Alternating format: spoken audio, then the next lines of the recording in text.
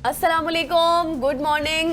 आप उम्मीद करते हैं कि आप सब खैर खैरियत से होंगे, लेकिन मैं कुछ खैर खैरियत से नहीं हूँ, लेकिन despite everything I am with you. बिल्कुल ऐसी है जी। मेरे साथ हैं गज़ल अशरफ, मुझे कहते हैं हसनैन लियाकत, और आज मेरे को पायलट उस तरह से पूरी क्या कहते होते हैं जान के साथ यहाँ पे मौजूद नहीं है, बीमारी की हालत में आई हैं। सबसे पहले तो हमें इनको अप्रिशिएट करना है, लेकिन जब को पायलट आपका ठीक ना हो तो जहाज़ आपको ही चलाना पड़ता है। और जहाज़ की जब बात आए तो मुझे पाकिस्तान इंटरनेशनल, मैं तो आपको अप्रिशिएट करती हूँ कि आज आप थोड़ा जहाज चलाएंगे। हाँ एग्जैक्टली, मैं ज़्यादा जहाज़ चलाऊंगा, लेकिन हाँ। जहाज़ की जब भी बात आती है तो हम पाकिस्तानी, हमारे जहनों में आती है PIA। और PIA, जब भी PIA का नाम आता है तो PIA ने कुछ न कुछ कारनामे किए होते हैं। अगर 70 से पहले की बात की जाए, 80 से पहले की, तो PIA बड़े बड़े काम करती थी। अब PIA छोटे छोटे काम करती है, लेकिन हेडलाइंस बनाती है जी। तो ख़वातीन उस्ताद, कहानी तो आपने सुनी, लेकिन कहानी मैं आपको बताता हूँ कहानी असल में है क्या। पाकिस्तान इंटरनेशनल एयरलाइन PIA की बात की जाए तो उसके बोइंग 777 तैयारे के एयर वेंटिलेशन सिस्टम में खातून मुसाफिर का मोबाइल गिर गया था। PIA का जो इंजीनियरिंग अमला है उसने 13 दिन तक मोबाइल को जहाज़ के एयर वेंटिलेशन सिस्टम से बाहर ना निकाला और ना ही वो निकाल सका। खातून मुसाफिर का कहना है कि जहाज़ का जो अमला है उसने कई रोज़ तक मोबाइल के एयर वेंटिलेशन सिस्टम में मौजूद होने से सबसे पहले तो इनकार किया, और ज़राए के मुताबिक मोबाइल 6 जुलाई को जद्दा से इस्लामाबाद आते हुए गिरकर सीट के नीचे खुले एयर वेंटिलेशन सिस्टम में गिर गया था। खातून मुसाफिर मोबाइल की गुमशुदगी पर मुसलसल मोबाइल लोकेशन से जहाज़ के साथ मोबाइल का सफ़र मॉनिटर करती रही। खातून ने मोबाइल जहाज़ के एयर वेंटिलेशन सिस्टम में गिरने की वीडियो सोशल मीडिया पर भी वायरल की। तर्जुमान PIA का उसके बाद एक रद्द अमल सामने आया कि अमले ने जहाज़ का फर्श खोलकर मोबाइल 19 जुलाई को मुसाफिर के हवाले किया था। और PIA के तर्जुमान का ये भी कहना था कि इंतज़ामिया मुसलसल खातून मुसाफिर के साथ राब्ते में थी और शेड्यूल्ड परवाज़ों की वजह से जहाज़ का फर्श फौरी खुल नहीं सकता था, इस वजह से मोबाइल ना निकल सका। खातून के अहले खाना ने यह भी किया कि उन्होंने PIA के खिलाफ वफाकी मोहतसब को भी दरख्वास्त दे दी, लेकिन कुछ हफ्तों के बाद खातून के मोबाइल ज़रूर मिल गए। बिल्कुल आप सही कह रहे हैं। अब देखें, अगर हम 2025 की बात करें तो हमने मुतअद्दिद देखे हैं जहाज़ के इंसिडेंट्स हो रहे हैं, इंसिडेंट जितने भी हुए हैं, लेकिन उसके बावजूद इस तरह की गफलत समझ में नहीं आती। सवाल तो पहला ये है कि अमले ने इनकार ही क्यों किया जब आपको खातून आपके साथ राब्ते में थी। फिर इस तरह से आप जस्टिफिकेशन दे रहे हैं एक चीज़ की, क्लैरिफिकेशन, कि वो हमारे साथ राब्ते में थी लेकिन हम देख नहीं सके थे, हमने सर्च नहीं किया। क्यों? आपको करना चाहिए था ना। वो कह रहे हैं हमारे पास टाइम नहीं था फर्श खोलने का। हाँ, सरकारी लोग हैं ना, सरकारी लोग आराम सुकून से काम करते हैं। जब तक आप उनको ये याद दहानी नहीं करवाते रहेंगे कि आपका काम है, वो काम नहीं करते, चक्कर लगवाते रहते हैं। वो कहते हैं कोई आता रहे हमारे साथ, चाय का कप पीता रहे, उसके बाद हम काम करेंगे। अच्छा, तो बस अब आपने एक्सप्लेन कर दिया कि क्या था। अच्छा खैर, आपको एक और स्टोरी भी बताते हैं, काफ़ी हैरानकुन है, जिसमें आपको याद होगा कि अब से कुछ रोज़ पहले हमने अपने कॉरेस्पॉन्डेंट से बात भी की थी गिलगित बल्तिस्तान से, जहाँ पर थक में आया था सैलाबी रेला, और वो बहुत ही शदीद सैलाबी रेला था जिसमें आदित फैमिलीज़ और सयाह की गाड़ियाँ भी फंस गई थी। मैं गिलगित बल्तिस्तान की बात कर रही हूँ, जहाँ पर सैलाबी रेलों के बाइस जो हलाकतें थी उनकी तादाद अब 10 हो चुकी है, और अब तक 7 लाशें सिर्फ और सिर्फ निकाली जा चुकी हैं, और रेस्क्यू ऑपरेशन जो है वो अभी तक जारी है। अभी तक रेस्क्यू और सर्च ऑपरेशन किया जा रहा है। लेकिन यहाँ पर हैरानकुन बात यह है कि सैलाब में बह जाने वाली गाड़ियों में से एक फैमिली लापता हो गई थी, जिसका पर्स और शनाख्ती कार्ड बरामद हो गया है। और उन फैमिली का ताल्लुक, जो लेडी है उनका ताल्लुक एक निजी TV चैनल से है, वो एंकर हैं जिनका नाम शबाना लियाकत है, और उनके साथ उनके शोहर लियाकत और 3 बच्चे भी बताए जा रहे हैं कि वो पूरी फैमिली थी। और 22 सयाती गाड़ियाँ सैलाबी रेलों में बह गई थी, और एनी शाहिदीन ये बता रहे हैं कि तकरीबन 15 सयाह रेले में बह गए हैं। डॉक्टर अब्दुल मुबीन, डायरेक्टर हेल्थ सर्विसेज दयामन रस्तोर डिवीज़न ने सैलाब से मिलने वाली डेड बॉडीज़ और ज़ख्मियों के हवाले भी कर दिया है, लेकिन अभी तक उन एंकर की लाश या उनकी फैमिली की लाशें नहीं मिली हैं। वो कहाँ पर है कुछ भी पता नहीं लगाया जा सका। बिल्कुल ऐसी हमारी दुआ है कि उनकी लाश या व्हाट्सएवर, हम तो इससे भी आगे, हम लोगों की तरह लाश नहीं कहेंगे, हम कहेंगे इनको रिकवर किया जाए। हो सकता है कि कहीं मौजज़ा ही हो और वो भी बच्ची हो अपनी फैमिली के साथ। हमारी नेक ख्वाहिशात है कि जल्द अज जल्द उनकी रिकवरी हो। ख़वातीन उस्ताद, आगे बढ़ते हुए एशिया कप के हवाले से भी बात कर लेते हैं। एशिया कप 2025 की अगर बात की जाए तो पाक के जो वज़ीर दाखिला हैं वो चेयरमैन PCB भी हैं, और एशियन क्रिकेट काउंसिल के वो आप प्रेसिडेंट भी उनको कह सकते हैं, क्या कह सकते हैं, वो हैं। सो मोहसिन नकवी साहब ने एक बड़ी कामयाबी समेटी है, और उन्होंने इंडिया को मजबूर किया है कि इंडिया अब जो उसके घर में इवेंट होना था वो अब इवेंट होगा दुबई में और अबू धाबी में। अच्छा। ये मोहसिन नकवी साहब की कामयाबी है। अगर इंडियन मीडिया की बात की जाए तो इंडियन मीडिया के मुताबिक टीम इंडिया ने बाइकआउट करना था एशिया कप का और वो एशिया कप नहीं खेल रही थी। उसके बाद उन्होंने कहा नहीं, हम ढाका में जो मीटिंग बुलाई है, मोहसिन नकवी साहब ने ये ढाका में क्यों बुलाई है, हम उस मीटिंग का बाइकआउट करेंगे। लेकिन सब ने देखा कि शुक्ला जी उस मीटिंग में भी पहुंचे हैं और उसके बाद फिर 1-2 दिन गुजरे तो एशिया कप का स्केड्यूल भी जारी हुआ और उस स्केड्यूल के मुताबिक एशिया कप के कुछ मुकाबले दुबई में है, कुछ मुकाबले उनके अबू धाबी में। और इस वक्त विक्रांत गुप्ता साहब जो कि बहुत ही मशहूर सहाफ़ी समझे जाते हैं इंडियन स्पोर्ट्स जर्नलिज्म की अगर बात की जाए, तो उन्होंने कहा कि मुझे ये लगता है कि इंडिया की जो सुप्रीमेसी थी या इंडिया जो सुपर पावर समझा जाता था क्रिकेट के मैदान में, एशिया कप की मुंतकली के बाद मुझे वो सुपर पावर इंडिया नजर नहीं आ रहा। अच्छा। क्योंकि वो समझ रहे थे कि इंडिया जो चाहेगा वैसे ही करेगा। क्योंकि पाकिस्तान की जब एशिया कप की होस्टिंग के बारी थी तो पाकिस्तान ने अपने मैच यहाँ पे खेले थे, बाकी मैचेस श्रीलंका में हुए थे जिन मैचेस में इंडिया ने शिरकत करनी थी। तो अब इंडिया ने ये नहीं कहा कि हम इंडिया में अपने मैचेस करवाएंगे और बाकी मैचेस पाकिस्तान बाहर खेलेगा। जी, उनके अपनी साफी बात कर रहे हैं कि अब इंडिया सुपर पावर नहीं रहा, इंडिया अब अपने आप को क्रिकेट की सुपर पावर नहीं कह सकता। और कहीं ना कहीं मोहसिन नकवी साहब के आने से इंडिया की जो सुपर पावर है वो खत्म हुई है। उसकी वजह ये है कि हमारे चेयरमैन पहले आते थे 3 महीने तक, लेट्स सपोज आप चेयरमैन रही हैं, अगले 3 महीने हसनैन लियाकत साहब चेयरमैन होंगे, अगले 3 महीने अहमद साहब होंगे, अगले 3 महीने हमाद साहब होंगे। इस तरह का चक्कर था। ठीक है, डब्ल्यू भी तो एक मैच हुआ था जिसमें मना कर दिया था। अच्छा, WCL मैच की कहानी ये है कि WCL में इंडिया ने हमारे साथ बाइकआउट किया। और उसके बाद अब इंडियन खिलाड़ी वही कह रहे हैं कि अगर सेमीफाइनल और फाइनल आया तो हम खेलेंगे। लेकिन अश्विन ने ये कहा, जो उन्हीं के खिलाड़ी है रविचंद्र अश्विन, जो कि भारत के एक कामयाब स्पिनर समझे जाते हैं, उन्होंने कहा कि अब भारत में पेट्रियोटिज्म पैसा मुतय्यन करता है। वही बात में कहने लगी थी कि पैसों का मसला है। एग्जैक्टली, जहाँ पे पैसे कम इन्वॉल्व थे वहां पे इंडियन प्लेयर्स ने बाइकआउट कर दिया। और जिस एशिया कप में पैसे ज्यादा इन्वॉल्व थे, अरबों रुपए की व्यूअरशिप थी, मेन टीम का मसला था, लेजेंड्स का मसला नहीं था, वहां पे इंडिया वालों ने कहा नहीं, हम मैच खेलेंगे। So patriotism is linked to money, specially for India. बिल्कुल, आपने अब सारा कुछ एक्सप्लेन कर दिया है कि सारा मसला ही पैसों का था। जहां पर पैसे ज्यादा वहां पर ठीक, जहां पर पैसे कम वहां पर नहीं।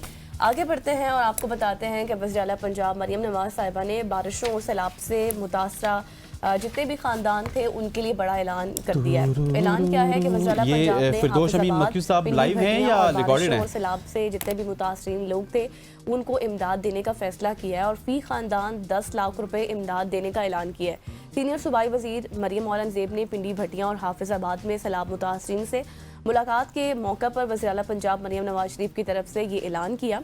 और मुस्लिम लीग नून की मरकजी रहनुमा और रुकन पंजाब असम्बली सारा अफजल तारड़ भी इस मौके पर वहाँ पर उनके साथ मौजूद थी। जबकि सीनियर सूबाई वजीर ने मुतासरीन से ये गुफ्तगू की और यकीन दहानी कराई कि वज़ीर-ए-आला पंजाब की तरफ से जल्द इमदादी चेक जो है वो मुतासरीन को तकसीम कर दिए जाएंगे। और इस ऐलान पर मुतासरीन ने वज़ीर-ए-आला का शुक्रिया भी अदा किया, उनके हक में नारेबाजी भी की है।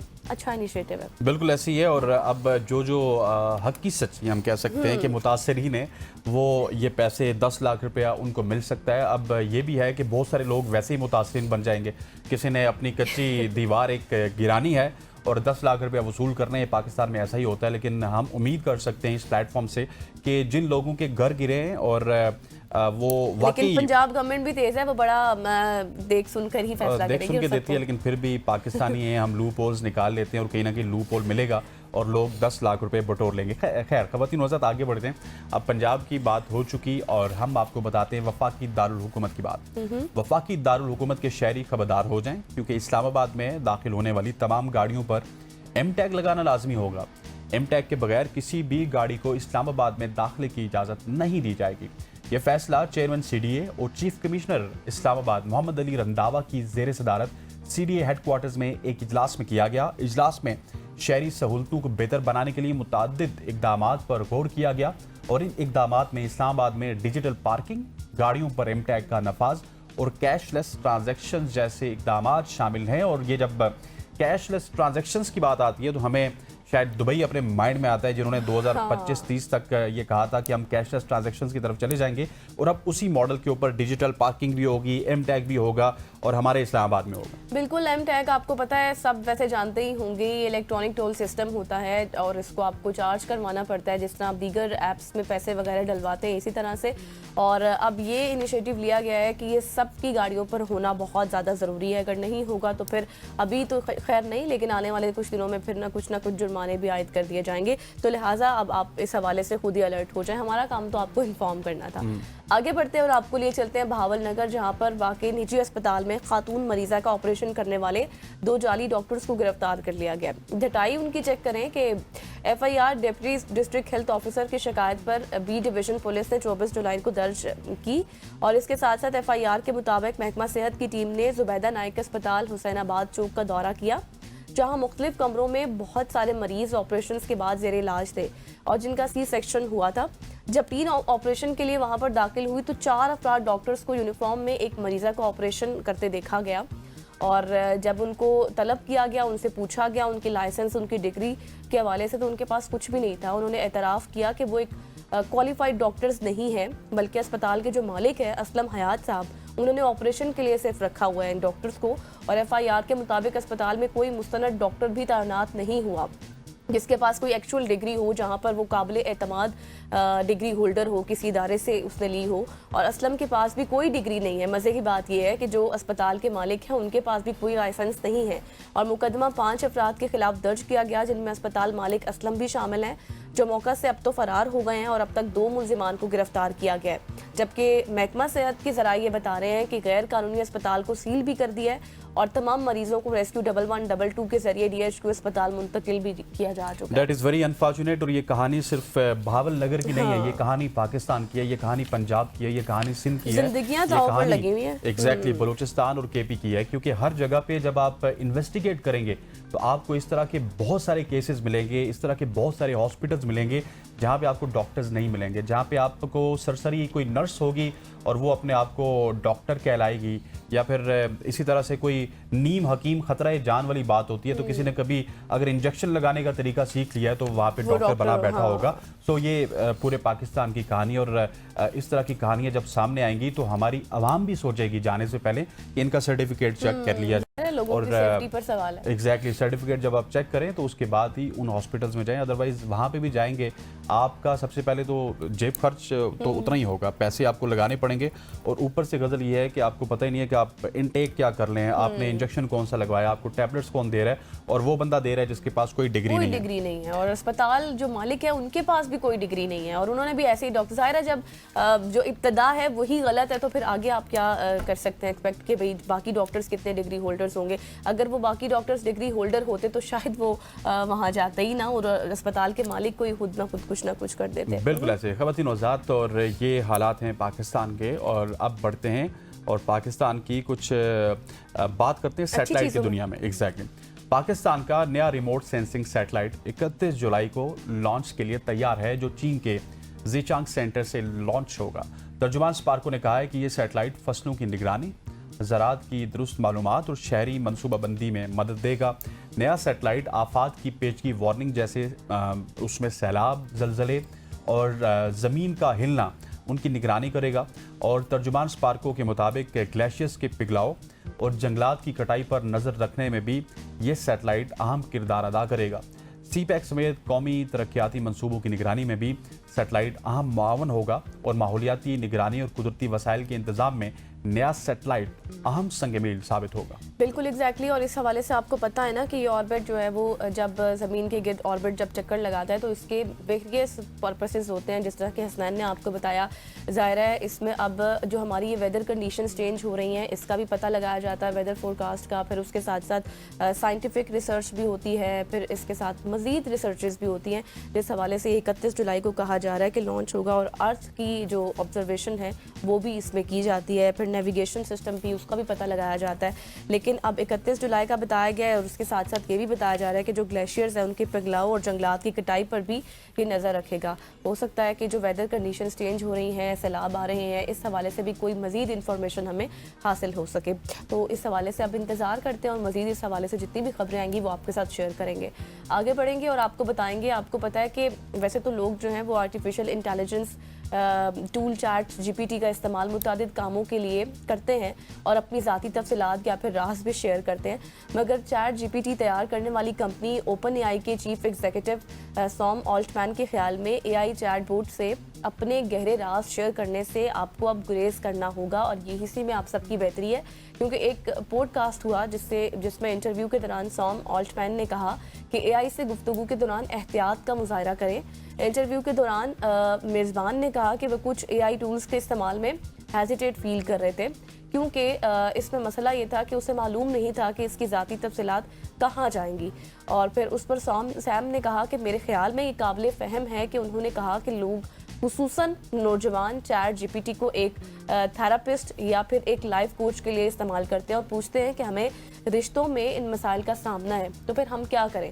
फिर जो चीफ एग्जीक्यूटिव साहब थे उनके मुताबिक अगर हम अपनी ज़िंदगी एआई की कहने के मुताबिक गुजारेंगे तो ये नुकसानदेह और ख़तरनाक हो सकता है, क्योंकि आप अपने राज शेयर कर रहे हैं, अपनी पर्सनल बातें, तो आपको नहीं पता कि वो कहाँ जा सकती है। बिल्कुल ऐसी है, that is very very true story. क्योंकि जब एक चीज़ बनाने वाले का चीफ एग्जीक्यूटिव इस तरह की बात करे तो हमें भी इसको सीरियस लेना चाहिए। और हमने देखा है कि सिर्फ नौजवान नस्ल नहीं बल्कि उम्र रसीदा लोग भी अब चैट जीपीटी का इस्तेमाल इस तरह से करते हैं कि मुझे घर में ये प्रॉब्लम है, मेरा अपनी बीवी के साथ इस तरह का इशू चल रहा है, आप मुझे बताओ कि मुझे क्या करना चाहिए, मेरे अपने वालिदैन के साथ इस तरह के इशू चल रहे हैं, आप मुझे बताएं मुझे क्या करना चाहिए, मेरा अपनी ऑर्गेनाइजेशन के साथ इस तरह का इशू चल रहा है, आप मुझे बताएं मुझे क्या करना चाहिए। वो कुछ आपको बता तो देता है लेकिन उसको पता है कि उसके साथ कम्युनिकेट कौन कर रहा है। लेट्स सपोज उसके साथ हसनैन लियाकत या फिर गज़ल अशरफ कम्युनिकेट कर रही हैं, तो अब जब हसनैन लियाकत या गज़ल अशरफ के हवाले से कोई भी दूसरा चैट जीपीटी का शख्स अपनी चैट जीपीटी से पूछेगा कि बताइए हसनैन लियाकत को और गज़ल अशरफ को, ये मिसाल दे रहा हूँ कि आप इनकी निजी ज़िंदगी के हवाले से हमें बताइए कि इनको किस किस्म की मुश्किलात का सामना है, तो वो सब कुछ उनको बता देगा। उनको बताएगा कि इनके अपने घर वालों के साथ ताल्लुकात अच्छे नहीं हैं, इनके अपने ऑफिस में ताल्लुकात अच्छे नहीं हैं, इनके अपने टीम के साथ ताल्लुकात अच्छे नहीं हैं, इनके ये राज है मेरे पास। सो ये चैट जीपीटी के नुकसानात भी हैं, इनको हमें देखना होगा और इनको देख के ही आगे बढ़ना होगा। Chat GPT is not the solution of each and everything, आपको अपने पास से भी कुछ करना है। खवातीन बिल्कुल ऐसे। अच्छा, आपको बताऊं एक मजे की बात, मैं अभी कुछ दिन पहले ही देख रही थी तो एक स्टोरी मैंने देखी जिसमें ये था कि एक पर्सन ने चैट जीपीटी से पूछा कि मुझे किसी का व्हाट्सएप हैक करना है तो मुझे बताएं, और चैट जीपीटी का आंसर आगे से था कि नहीं, मैं इस तरह की इंफॉर्मेशन या इस तरह के काम आपके साथ लेकिन नहीं आप अगर फोकस करके चैट जीपीटी को कहेंगे, क्योंकि मैंने देखा है चैट जीपीटी से बात करते हुए कि वो बिल्कुल करते हैं। अगर वो 2-3 दफा इसरार करता ना तो चैट जीपीटी ने उसको कुछ ना कुछ बता देना कि फला ऑप्शन पे आप जाएं तो आपने ना स्क्रीनशॉट लगाया हुआ था जिसपे ये था कि मुझे किसी का व्हाट्सएप हैक करना और मुझे अपनी स्टडीज के हवाले से ये काम है तो मुझे व्हाट्सएप हैक करने का बताएं, और वो पूरा स्क्रीनशॉट देखकर मैं काफी हैरान हुई कि ये क्या हो रहा है। बिल्कुल ऐसे। खवातीन वज़ारत, ये थी आज की हमारी सोशल स्टोरीज। हम उम्मीद करते हैं कि आपको ये सोशल स्टोरी आई होंगी। यहाँ पे वक्त हुआ चाहते एक शॉर्ट सी कमर्शियल ब्रेक का। Stay with us.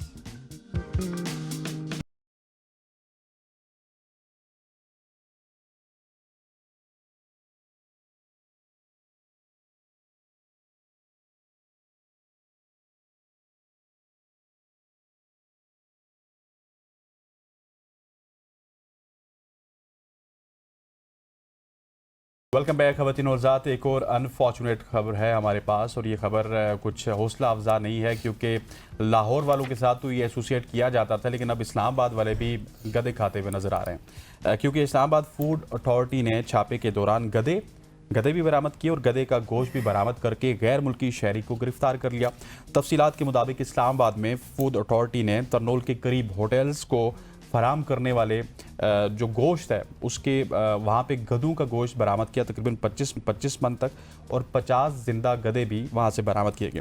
Deputy director food authority का कहना है कि गधे का गोश्त किन इलाकों में फराम किया गया इसकी तफ्तीश जारी है, और इस हवाले से तर्जुमान का मजीद कहना है कि गधे के गोश्त की सप्लाई में मुलव्विस मकामी अफराद का सुराग लगाया जा रहा है ताकि उनको भी गिरफ्तार किया जा सके। बिल्कुल, अब इस पर मजीद डिटेल्स हासिल कर लेते हैं अपने कॉरेस्पॉन्डेंट अनवार अब्बासी साहब से। अनवार साहब, अब तो ने बात की ना, लाहौर इस एजाज में अकेला नहीं है, इस्लामाबाद भी शामिल हो चुका है। अब तो बताएं, 25 मन गोश्त और 50 जिंदा गधे बरामद कर लिए, क्या कुछ डिटेल्स है इस हवाले से, कोई इन्फॉर्मेशन सामने आई? हाँ जी बिल्कुल गजल, ये 25 मन गोश्त और 50 गधे जो स्टैंड बाय थे, जो ज़बह किए जाने थे, और 25 मन जो गोश्त था वो यकीनन वो सप्लाई किया जाना था। 25 मन गोश्त एक दिन में एक्सपोर्ट नहीं किया जाता और ये मकामी यहाँ पर इस्तेमाल होना था, और यहीं पे अभी इंशफात होंगे। पुलिस तफ्तीश कर रही है कि किन किन जगहों पे किन किन बड़ी जो फूड्स की मारूफ चेन वहाँ पर ये गोश्त सप्लाई होता रहा। मकाम वहाँ पर एक फार्म हाउस था, वहाँ पे ये धंधा हो रहा था। और इसका जो इस फार्म हाउस का मालिक है वो भी वो उन्हें इस वक्त जो यहाँ मौके पे अनवार साहब, आपकी आवाज़ में डिस्टॉर्शन आ रही है, थोड़ा सा अगर क्लियर होके कहीं सिग्नल वाली जगह पे आके हमें आप बताएंगे, क्योंकि ये बड़ा इंपॉर्टेंट है जानना कि ये गधे बरामद कहाँ से हुए, किसी फूड चेन से हुए, किसी और मकाम से हुए। आपने जो भी बताया मैं चाहता हूँ कि एक दफ़ा रिपीट कर दीजिए, क्योंकि आपकी आवाज़ में डिस्टॉर्शन आ रही है। जी बिल्कुल हुसैन, ये जैसे मैं बता रहा था कि जो यहाँ एक फार्म हाउस था संजानी के करीब, ये तरनोल के करीब ये मुकाम है संजानी, जहाँ पे एक फार्म हाउस था। जो गैर मुल्की इसका मालिक था वो और खुद यहाँ पे मौजूद नहीं था, वो इस वक्त बैरून मुल्क है। चियांग जियांग उसका नाम था। और इसके अलावा जो जोंग वी नामी जो चाइनीज बाशिंदा था, 90 दिन के वीजा पर पाकिस्तान आया था और वो बज़ाहिर जो वहाँ पर उसका मालिक था। लेकिन ये बताया जा रहा है कि यकीनन जो यहाँ पर मकामी जो अफराद थे वो इस्तेमाल होते थे। वहाँ पे स्लाटर हाउस था, वहाँ पे 25 मन गोश्त जो बरामद हुआ। इसके अलावा 25 जिंदा गधे भी बरामद हुए और मजीद खालें भी बरामद हुई। इब्तदाई तफ्तीश के मुताबिक ये बताया गया कि ग्वादर जो पोर्ट है वहाँ से ये खालें बैरून मुल्क एक्सपोर्ट की जाती थी। और ये इब्तदाई तौर पर ये बताया गया कि ये गोश्त जो है एक्सपोर्ट के लिए किया था, लेकिन एक्सपोर्ट नहीं। और ये भी पुलिस राय से मालूम हुआ है कि ये मकामी जो फूड चेन्स हैं, मुख्तलिफ रेस्टोरेंट्स हैं, वहाँ पर ये सप्लाई किया जाता रहा। हुसैन, पहले हम सुना करते थे कि लाहौर में कभी कभार हमने सुना था कि गधों का और कुत्तों का गोश्त वहाँ से फूड अथॉरिटी ने और वहाँ पे छापे के दौरान बरामद हुआ। तो हम सोच रहे थे कि क्या इंसानियत इस कदर हम गिर चुके हैं कि इस तरह के जानवरों का गोश्त जो है इंसानों को खिला सकते हैं। लेकिन अब ये वफाकी दारुल-हुकूमत में ये वाकया हुआ और इस वाकये के बाद काफी लोग इस बात पे, मैं सोशल मीडिया पे भी देख रहा था, काफी बहस चल रही थी। बहुत सारे दोस्त ये कह रहे थे कि हम भी मुख्तलिफ तरनोल में 2-3 चेन्स ऐसी हैं, वहाँ पे हमने तकरीबन 25 मरतबा गोश्त खाया और 25 मरतबा अनवार, अब ये तो मजाक सब लोगों का बन रहा है जो तरनोल के वहाँ पर रहते हैं रिहायशी या फिर आसपास, उनके हवाले से कि आपने कितनी बार गोश्त खाया। लेकिन मुझे ये बताएं, जैसे आप बता रहे हैं कि वो चाइनीज़ थे और वो एक्सपोर्ट कर रहे थे बाहर, लेकिन जाहिर है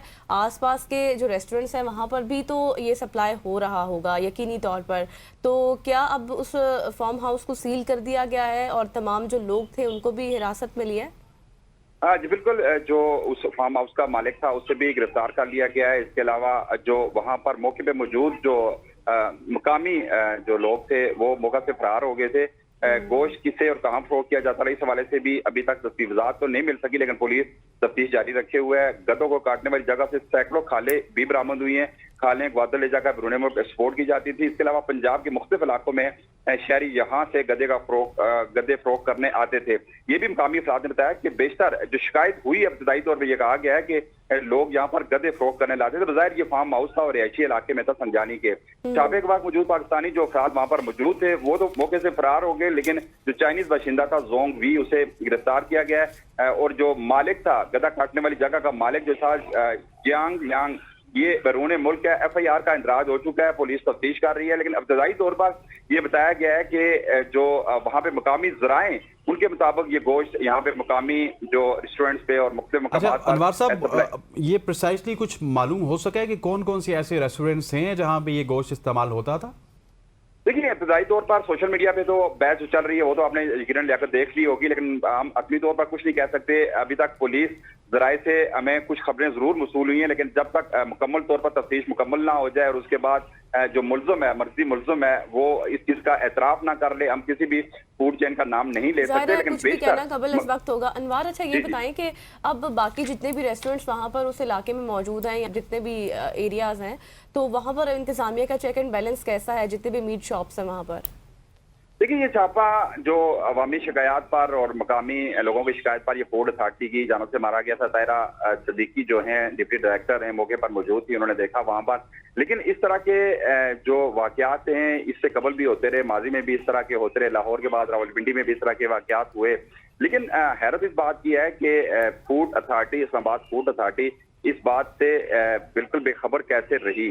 और दूसरी बात यह कि वहाँ पर 3-4 ऐसी मारूफ फूड चेन्स हैं कि जो वहां पर बेशतर जो बीफ इस्तेमाल किया जाता है, और बीफ के मतलब ये लोगों का कहना है, वहां पर मकामी लोगों ने बताया हमें कि हमें लगा कि बीफ के जायके से हमें ये लगा था कि ये बीफ जो है किसी जानवर का, ऐसे हलाल जानवर का नहीं हो सकता। बहुत सारे लोगों से मेरी जाती तौर पे बात हुई, वहां के जो मकामी बाशिंदे हैं और वहां पर कुछ जर्नलिस्ट थे, उनसे भी मेरी बात हुई। उनका ये कहना था काफी अरसा से ये शिकायत हो रही थी, हम कंप्लेंट मुसलसल किए जा रहे थे, लेकिन फूड अथॉरिटी की जानब से ये 2 दिन कबल ये छापा मारा गया।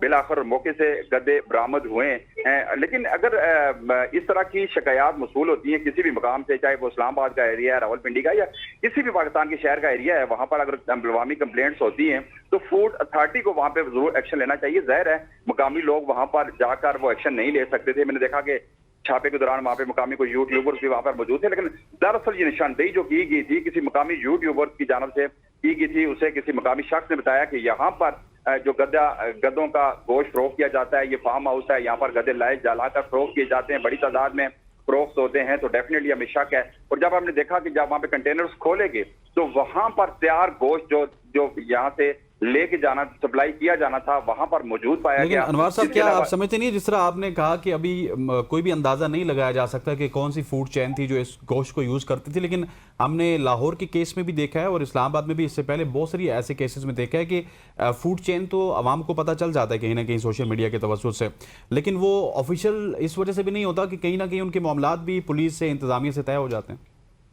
बिल्कुल, मैं आपसे 100% इस बात से इत्फाक करता हूं कि बहुत सारी ऐसी फूड चेन हैं जिन पे इस तरह के इस नौ के वाकयात पहले भी रिपोर्ट हो चुके हैं, लेकिन जो मकामी इंतजामिया होती है या मकामी जो थाना वहां पर होता है वो जरूर किसी न किसी तौर पे मुलव्वस वहां पर होता है। लेकिन सुनील लियाकत, अगर ये बात अगर पुलिस और बाकी जो दीगर अदारे हैं, मुतलका जो अथॉरिटीज हैं, अगर वो अपना काम प्रॉपर करें तो यकीनन ये इस तरह के वाकयात कभी भी ना हो। लाहौर जब वाकया हुआ था उसके बाद अगर सख्ती से अमल दरामद किया जाता और ऐसे अनासर को जो इसके कैरेक्टर से उन्हें सजा मिल जाती तो यकीनन फिर आइंदा ऐसा वाकया नहीं होना था। लेकिन इस तरह के वाकये आप देख लीजिएगा कि फ्यूचर में भी ऐसे होते रहेंगे। उसकी सबसे बड़ी वजह यह है कि हमारी जो इंतजामिया होती है उस शहर की या पुलिस होती है उसमें नेग्लिजेंसी जरूर पाई जाती है, जो उनका गठजोड़ जरूर होता है, कहीं ना कहीं उनका गठजोड़ साबित जरूर हो जाता है। अगर इस केस की भी अगर सही मानों में तहकीकात की जाए, तफ्तीश सही मानों में की जाए तो आपको इंतजामिया के लोग इसमें मुलव्वस जरूर पाए जाएंगे। वरना अगर इंतजामिया आप पर मुकम्मल काम करे और अपनी आंखें खुली रखे तो इस तरह के वाकयात नहीं हो सकते और इंसानों को हराम जानवरों का गोश्त कभी भी सप्लाई ना, ये सिर्फ गोश्त ही नहीं, मुख्तलिफ इस तरह की जुराइम हो रहे हैं और ऐसे ऐसे संगीन जुराइम हो रहे हैं कि जो जिन पर इंतजामिया ही की जानब से पर्दा डाल दिया जाता है और जब कोई आवाज उठाता है तो उसकी आवाज को दबा दिया जाता है। ये मामला इंतजामिया के गठजोड़ के बगैर मुमकिन नहीं है। और इतना बड़ा वाकया होने के बाद अब ये देखना है कि चैलेंज इस्लामाबाद पुलिस के लिए भी और मकामी इंतजामिया के लिए भी कि इस पे किस हद तक एक्शन लेते हैं और इसके किरदार, जो मकामी किरदार हैं, जो जोंग वी जो है वो चाइनीज बाशिंदा 90 दिन की वीजे पर आया था, लेकिन ये सारा कारोबार जोंग वी को यहाँ पर लाया कौन है, उसे इस्तेमाल किसने किया और फिर ये कहाँ कहाँ ये सप्लाई होता रहा, वहां पर ये कौन सी चेन थी जहां पर ये इस्तेमाल होता रहा और मकामी कौन से लोग ऐसे इस्तेमाल होते रहे, ये तफ्तीश किए जाना बहुत जरूरी है। कि ये सिर्फ यही नहीं होगा, अगर सही मानों में अगर सही तफ्तीश की जाए तो फिर यकीनन आपको कई ऐसे और भी आप सही कह रहे हैं। इंतजामिया की इन्वेस्टिगेशन पर, उनकी कारकर्दगी पर एक बहुत बड़ा सवालिया निशान तो है, लेकिन वहाँ पर जो लोग मौजूद हैं, मकामी लोग, उनका क्या रद्द-ए-अमल है, उनसे भी यकीनी तौर पर आपकी बात हुई होगी। देखिए, उनका मकामी लोग है, बहुत सारे दोस्तों मेरी बात हुई, मैंने सारी बताया कि मकामी सहाफी थे और मकामी लोगों से मेरी बात हुई, उनका ये काफी इस बात से परेशान लग रहे थे। उनका ये कहना था कि हम तो अक्सर बेशतर यहाँ पे कुछ मारूफ चैन से वहाँ पे जाया करते थे खाने और ये अरसा दराज से ये धंधा चल रहा है और न जाने कितने गधे हम खा चुके होंगे। इस वजह से काफी परेशानी हो रही है और लोगों ने थोड़ा सा अवॉइड करना शुरू कर दिया है मुख्तलिफ चैन पे। और आप यकीन जाने के लोग अब सब्जी खा सकते हैं सिर्फ। बहुत सारे लोगों में, एक दोस्त ने बताया कि उसे उसकी तबीयत इतनी खराब हुई है ये खबर सामने आने के बाद, क्योंकि वो अक्सर उस फूड चेन पे जाया करता था, वहां पे खाना खाने जाया करता था और उसके बाद लोग काफी इस बात से परेशान हैं और लोगों के सवालात उठ रहे हैं फूड अथॉरिटी पे भी, मकामी पुलिस पे भी और इंतजामिया पे भी कि इस तरह के अनासर को छूट क्यों दी जाती है। इस तरह का इतना बड़ा वाकया बजाहिर तो इसको आपको इतना बड़ा वाकया नहीं लग रहा होगा, लेकिन ये इनफैक्ट है कि गधों का और कुत्तों का गोश्त इंसानों को खिलाया जाता है। जी जी, तो ये वाकया यकीनन अपने मंतकी अंजाम को पहुंचना चाहिए और इसके जो मर्दी किरदार हैं, जो अनासर इसमें मुलव्वस हैं, उन्हें अगर सजा मिले तो फ्यूचर में ऐसे वाकयात को रोका जा सकता है। ठीक हो गया अनवार भाई साहब, thank you so much for joining us. आप इन डिटेल हमें बता रहे थे क्या मामला है और कहाँ कहाँ से ये बरामद हुए। ठीक है, हम नाम नहीं ले सकते क्योंकि अभी इन्वेस्टिगेशन जारी है। और तीनों ज़ात यहाँ पर वक्त बचाते हैं। शॉर्ट सी कमर्शियल ब्रेक का ब्रेक लेते हैं, वापस आते हैं। स्टे विद अस।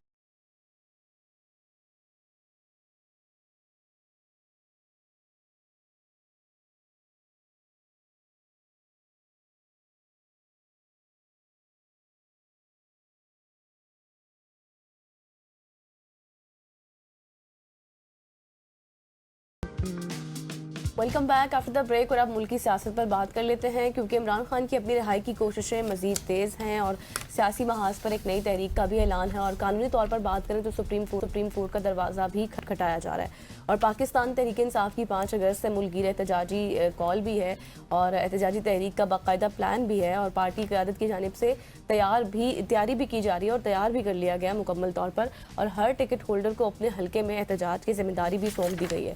दूसरी जानिब इमरान खान ने सुप्रीम कोर्ट में 9 मई के 8 मुकदमात में ज़मानत की दरख्वास्तें भी दायर कर दी गई हैं इस हवाले से। और मौक़िफ़ ये इख्तियार किया गया है कि वो उस दिन नैब की तहवील में थे और हंगामों से उनका कोई भी ताल्लुक़ नहीं है। और लाहौर की इंसदादी दहशतगर्दी अदालत और हाई कोर्ट पहले ही इन दरख्वास्तों को मुस्तरद कर चुकी है। ताहम अब कानूनी जंग का अगला मरहला सुप्रीम कोर्ट में शुरू हो चुका है।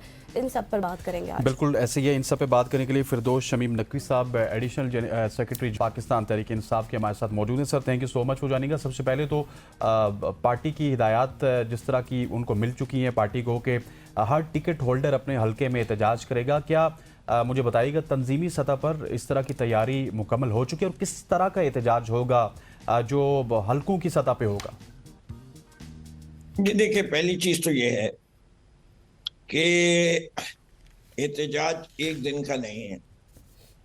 एहतजाज जारी रहेगा जब तक हम अपने जो गोल्स हैं वो हासिल ना कर लें, जब तक मकासद हासिल ना हो।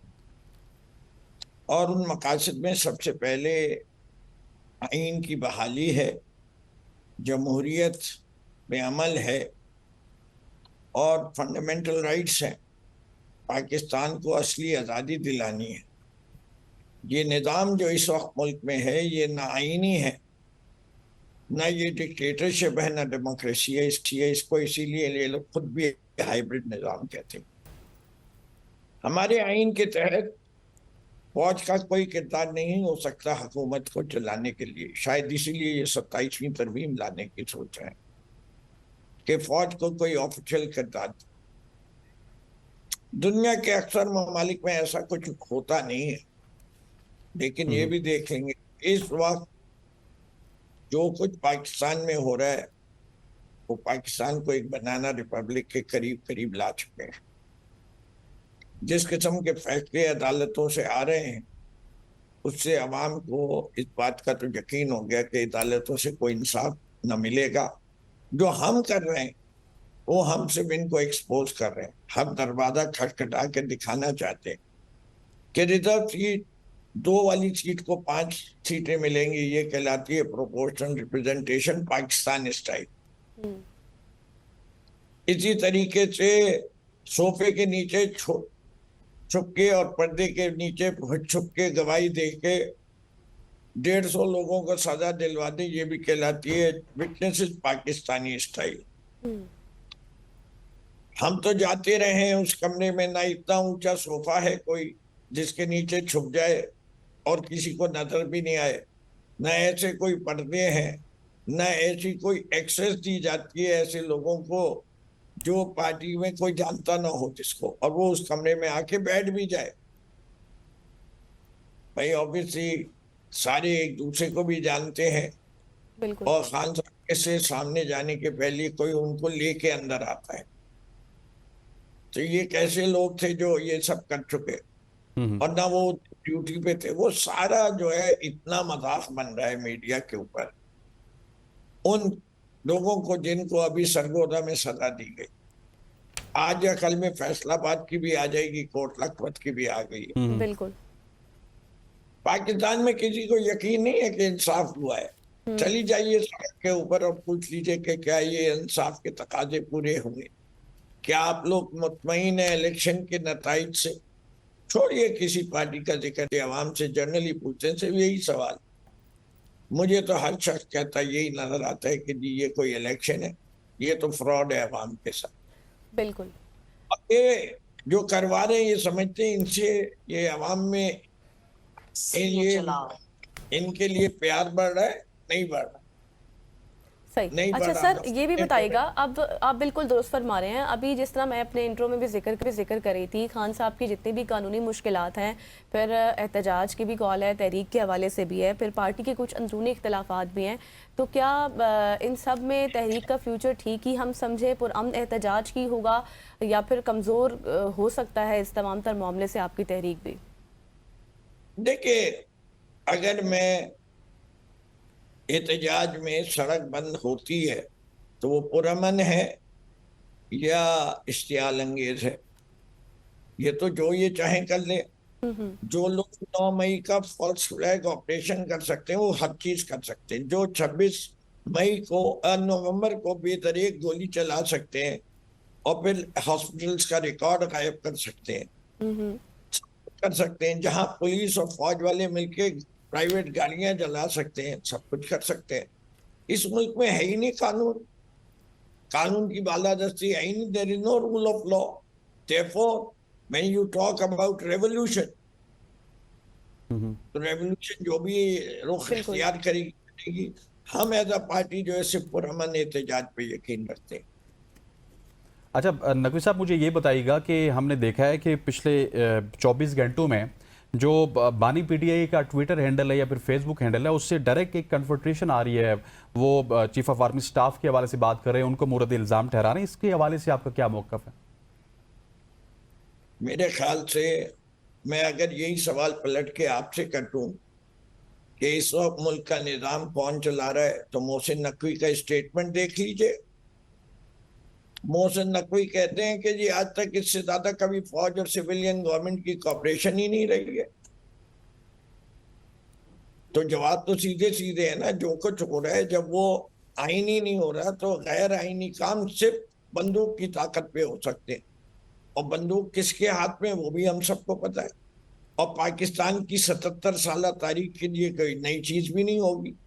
जब से सिकंदर मिर्जा साहब ने शुरू किया और तारीख को लिखना संभाली, चाहे उसके बाद गुलाम मोहम्मद आए, अयूब खान आए, याहिया खान आए, आजम खान आए, जियाउल हक आए, मुशर्रफ साहब आए, कयानी साहब आए, बाजवा साहब आए, राहील शरीफ साहब आए, सब ने सिविलियन गवर्नमेंट्स को जो है पॉपेट ऑन अ चेन बना के रखा हुआ था।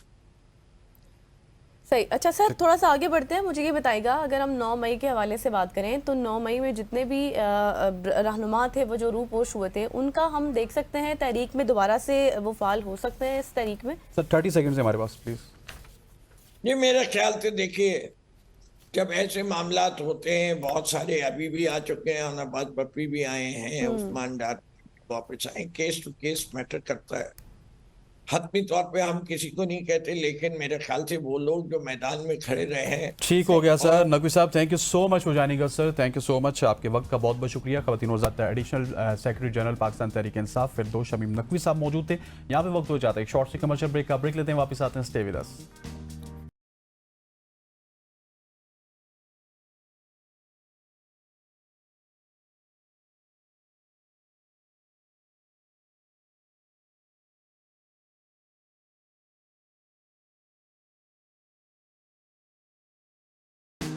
वेलकम बैक ख़वातीन वज़ारत। अब हम बात करेंगे, हमारे शो में है हमारी एक ऐसी नडर और बाहिम्मत नौजवान खातून जिन्होंने वाकई पाकिस्तानी ख़वातीन के लिए नई राहें हमवार की।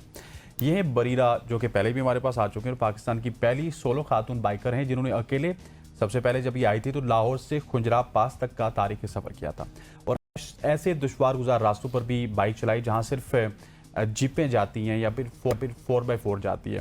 अब उनका सफ़र था कालाम, उतरो, बदगोई टॉप और फिर कुमराट जैसे मुश्किल और ख़तरनाक ट्रैक्स को अबूर करना सिर्फ एक जज्बे का काम है, और बरीरा ने ये कर दिखाया। और इसके अलावा अगर बरीरा की बात की जाए तो बरीरा चिलम जोशी फेस्टिवल जहाँ पे होता है, कैलाश वैली, वहाँ पे भी गई। और बरीरा ना सिर्फ सड़कों की मुसाफिर हैं, बल्कि वो उन लम्हों को अपने कैनवस पर भी महफूज करती हैं जो कि एक बाकमाल मुसव्विरा का काम भी वो साथ अपने करती हैं। और आइए मिलते हैं बरीरा से, उनसे पूछते हैं उनके इस सफ़र की कहानी। बरीरा खान हमारे साथ आज इन स्टूडियो मौजूद हैं। Thank you so much Bareera. आपकी तो स्टोरी सुन के इंसान बंदा इंस्पायर हो जाता है, बगैर किसी डर, बगैर किसी खौफ के। इतना लंबा सफ़र, कितने दिन का ये सफ़र था, बताएं सारी स्टोरी। ये तकरीबन मेरा पहली बात तो thank you so much for inviting me. और ये मेरा सफ़र था तकरीबन 45 डेज़ का। मैं पहले सवात गई थी। सवात से मुझे सब कह रहे थे कि नहीं होगा, सवात से बदगोई टॉप वाला वो नहीं हो सकता, बहुत मुश्किल है, हम हैवी बाइक्स पे नहीं जा पाते। तो मैं 2-3 दिन तो सोचती रही कि मैं करूं क्या, लेकिन फिर मैंने कहा नहीं, ज़्यादा से ज़्यादा होगा कि मैं मर जाऊंगी। अच्छा। तो वो मरना एक इटर्नल चीज़ है, होनी है। भाई गिर जाऊंगी तो उठ जाऊंगी, अगर मदद मांगनी हुई तो मदद मांग लूंगी। तो फिर मैं जब उतरोर गई, वो डेफिनेटली बहुत रोने आ रहे थे मुझे कि यार ये बहुत मुश्किल है। लेकिन फिर मैंने अल्हम्दुलिल्लाह अल्लाह की मदद से और वहाँ के लोकल्स की मदद से, लोकल्स ने मेरी बहुत ज़्यादा मदद की और मैं वहाँ से पहुँच गई बदगोई। और बदगोई टॉप पे फिर मैंने एक वीडियो बनाई कि देखो जी मैं तो आ गई हूँ। अब मैं चाय पीने लगी अपनी धनों पर, जो देखने वालों को आपने हैरान कर दिया, जो आपको कह रहे थे नहीं जा सकते। बिल्कुल। और फिर मैं कुमराट पहुंची और कुमराट से मैं सोच रही थी कि उतरोर तो एक अलग चीज़ है, थल एक अलग चीज़ है। अच्छा। थल इज़ वेरी डिफ़िकल्ट और वो भी मैं 70 पर थी। बट फिर मैंने किया आहिस्ता आहिस्ता और उसके बाद फिर मैं कैलाश गई। तो मेरा ये प्लान था कि मैं चित्राल काफ़ी देर रुकूंगी, लेकिन जब मैं कैलाश गई तो उधर की सकाफत ने मुझे इतना इंस्पायर किया, उधर के कल्चर ने मुझे, एक कशिश होती है ना, मुझे वो जो उनके कलर्स थे एंड एवरीथिंग, वो मुझे बहुत इंस्पायर किया। तो मैंने कहा मैं इधर ज़्यादा देर रुकूंगी। तो फिर 25 दिन तकरीबन मैं कैलाश में रुकी। ठीक। अच्छा, मुझे ये बताइएगा कि कैलाश की अगर आपने बात की तो मुझे तो ऐसे लगता है बरीरा, क्योंकि मैं भी वहाँ पे गया हूँ, बहुत सारे फेस्टिवल्स कवर किए, कि जिस तरह आप वाइकिंग सीजन नहीं देखते, वाइकिंग्स की तरह के वो लोग हैं, बिल्कुल खुले डुले हैं और उनका एक अपना कल्चर है। आल दो कि उनकी तादाद में बहुत ज़्यादा कमी आ रही है, लेकिन यह है कि कैलाश एक पाकिस्तान का पॉजिटिव चेहरा भी है। क्या समझती हैं आप? मैं बिल्कुल इस चीज़ को समझती हूँ। मुझे ऐसे लग रहा था कि I am they are like more hippies than me. अच्छा। वो मुझसे ज़्यादा खाना बदोश है। मुझे वहाँ पे लोग कह रहे थे कि आप क्या पत्थरों में रहते हैं? क्या करते, पत्थरों में रहती हैं। वहाँ पे लोग मुझे कह रहे थे आप कहीं भी सो जाती है, कहीं भी टेंट लगाती है वहाँ पे सो जाती है, बाइक पे घूम रही हैं, कहीं स्केच करती है, कुछ करती है, अब हैं क्या, आप कौन है? मैं कहती थी मैं आप जैसी हूँ, क्योंकि वो भी ऐसे ही हैं। और I picked colours from them, I picked this. अच्छा, मैं आपसे अगला सवाल ये पूछने वाली थी कि ये कहाँ से आपने इंस्पिरेशन लेके ये क्या मैं इनको कहूँ, धागे कहूँ, क्या कहूँ? इनको अब चुटिया ही कह सकते हैं। अच्छा। और ये मैंने उधर से ही पिक किया है। Whenever I go somewhere I pick something. और मैं उनके कल्चर से कलर उठाया। मैं अपने कैंप में थी और एक बच्ची आती थी लीना, वो कलाशी थी, उसने कैप पहनी होती थी और वो सुबह सुबह आके के मेरे बाल बनाती थी। अच्छा। और 25 डेज आप वहाँ रही? 25 डेज उधर रही हूँ। और जैसे कि आपने कहा, वहाँ का वाकई कल्चर बहुत ओपन माइंडेड है और यू फील के ये पाकिस्तानी भी जाता है तो एकदम हैरान होता है कि अच्छा this is a part of Pakistan. तो जब आप गई वहाँ पर और 25 डेज आपने वहाँ पर स्पेंड किए, लोगों का रिस्पांस आपके लिए कैसा था? लोगों का रिस्पांस बहुत अच्छा था। काफ़ी हैरान हुए कि बाइक पर आप कैसे? बहुत ज़्यादा। ख़ासतौर पर कैलाश एक ऐसी जगह है जिसके रोड्स नहीं हैं और वहाँ पे लैंडस्लाइडिंग हो जाती है, रोड ख़राब हो जाती है और इतना ज़्यादा डेवलप्ड अब तक नहीं है। बहुत रिमोट वैली आप उसको कह सकते हैं, सिग्नल्स भी नहीं आते हैं। वहाँ पर वो कह रहे थे कि हमने कोई अकेली मोटरसाइकिल पर लड़की देखी। मोटरसाइकिल पर लड़कियाँ आई हैं, लेकिन अकेली इस तरह से आना और इस तरह से रहना नहीं, और घरों में रहना उस तरह से, उनका खाना बहुत डिफरेंट है, very very different, totally different. और वो जो एक पनीर बनाते हैं वो टोटल बकरे के दूध का होता है और वो बहुत खालिश होता है। वो तो आप कहें कि इस तरह करके आप कह देते हो कि यार मैं बिल्कुल नहीं खा सकता, उसकी स्मेल इतनी ज्यादा होती है। तो उनका खाना इज वेरी डिफरेंट। मैं तो नूडल्स बना बना के खाती थी। अच्छा, ये मुझे बताइएगा बरीरा के 25 दिन आप वहाँ पे रही, उनका रहना सहना भी देखा, वहाँ पे कोई शादी भी आपने देखी होगी या फिर फौदगी भी देखी होगी। सो उनकी फौदगी के हवाले से बहुत ज़्यादा हमारे यहाँ इस तरह का कॉन्सेप्ट है कि वो फौदगी में नाच गाना करते हैं, नाचते हैं, खुश होते हैं, ये होता है वो होता है। एक्चुअल में होता क्या है? Thank you so much for bringing this question, क्योंकि ये मैं अपने सोशल मीडिया पर भी बहुत ज़्यादा बोल रही हूँ। वहाँ के लोग इस चीज़ से बहुत ज़्यादा डिस्टर्ब हैं कि सोशल मीडिया पर गलत मिथ्स फैलाई जाती हैं। वहाँ के लोग डेफिनेटली ये है कि वो एक डांस करते हैं और ढोल बजाते हैं, वो इसलिए क्योंकि जब बच्चे की पैदाइश होती है, क्योंकि मैंने वो भी देखी है। अच्छा। बच्चे की पैदाइश में भी वो ढोल बजाते हैं तो वो लेकिन उनका डांस फर्क होता है, उसमें वो और तरह से उनकी बॉडी मूवमेंट होती है, जो डेथ होती है उसमें वो और तरह से बॉडी मूवमेंट करते हैं। तो these two are different connotations, एक सोग का डांस है और एक जश्न का डांस है। अच्छा। और वो कहते हैं कि हम ढोल इसलिए बजाते हैं कि जिस तरह से हमने उसको इस्तकबाल किया था उसी तरह से हम खुशी खुशी उसको भेज रहे हैं। और ये है सिर्फ मर्द की फौतगी पर, मर्द की फौतगी पर वो ढोल बजाते हैं कि ये शहीद है क्योंकि वो महाफिज था हमारे घर का। ठीक है, और बाकी जो हमिंग है, जो सब कहते हैं गाने गाए जाते हैं, वो गाने नहीं होती, वो पूरी स्टोरी टेलिंग होती है। वो अपनी जुबान में उस इंसान के बारे में बता रहा होता है कि उसके आबाओ अजदाद कौन थे, दोस्त कौन था, उसकी जिंदगी कैसी गुजरी और तू बहुत अच्छा इंसान था, तू चला गया, दुख हुआ लेकिन ठीक है अच्छी जगह पर है, ये बोलते हैं। सही। और खातून के औरत लिए? की फौतगी पर क्या? औरत की फौतगी पर वो ढोल नहीं बजाते, वो कहते हैं कि ये इज्जतदार थी, ये घर में रहती थी, तो उसको एक अच्छा। उस तरह से रखा जाए। तो इसलिए वो जो औरत की उस पर वो सोग मनाते हैं इस तरह से कि साइड पे औरतें बैठ जाती हैं मैयत के और वो हमिंग करती हैं, हमिंग करती हैं और इस तरह से हैंड जेस्चर्स होते हैं, ये हैंड। और कि लाश की हर एक चीज़ का मतलब है, अगर बॉडी जेस्चर है, हैंड जेस्चर है, जो बोल रहे हैं हर चीज़ हर चीज़ का कोई ना कोई मीनिंग है। और ये टोटली मिथ्स हैं जो आपने अभी बताई हैं, जो हमारे सामने आई हैं सब बातें। बिल्कुल ये मिथ्स हैं कि वो जश्न मनाते हैं, वो जश्न नहीं होता, वो सोगी होता है, लेकिन डेफिनेटली उनका एक अपना कल्चर है, वो उस लिहाज से करते हैं। अच्छा बरीरा, आप इन एरियाज़ में जाती हैं तो बतौर खातून, बतौर लड़की आपको फील होता है या फिर वहाँ के लोग कुछ इस तरह से बातें करते हैं कि कितने चैलेंजेस हैं आपको, या फिर उनका कोई नेगेटिव इम्पैक्ट भी होता है? डेफिनेटली कहीं न कहीं होता है, ख़ास तौर पर कुछ ऐसे एरियाज़ मैं नाम नहीं लेना चाहूँगी बिकॉज आई एम पाकिस्तानी, और पाकिस्तानी माशाल्लाह सेफ़, लेकिन हर जगह कहीं ना कहीं मसला हो जाता है। अच्छे बुरे लोग होते हैं। अच्छे बुरे लोग हर जगह होते हैं, आप कहीं भी चलो जाओ, अरब में चलो जाओ, चले जाओ। तो पाकिस्तान में भी ऐसे कुछ एरिया से मैंने किया जिससे मुझे टैकल करना थोड़ा सा मुश्किल हुआ। उतरोर में मैं अकेली थी, जंगलात थे रास्ते में, तो मुझे एक वहाँ पर आदमी मिला था जिसने मुझे काफ़ी डिस्टर्ब किया। वो मुझसे कुछ अजीब अजीब सवालात भी करा था। बट वही बात कि जब मैं निकलती हूँ तो ऐसे तो नहीं निकलती, अपनी श्योरिटी करके निकलती हूँ, सेफ्टी। मैं 100% फ्रेश होनी चाहिए हूँ, मेरी नींद पूरी होनी चाहिए ताकि मुझे पता हो मैंने हाजिर जवाबी से किस तरह से किसी को। और आजकल के मुआशरे में अगर बात की जाए तो हम अक्सर कहते हैं कि फ़लाँ जगह है, लेट सपोज एक इलाके का नाम मैं नहीं लेता, या इस इलाके में जाओ तो यहाँ पे आप सेफ नहीं हैं, यहाँ के लोग अच्छे नहीं हैं।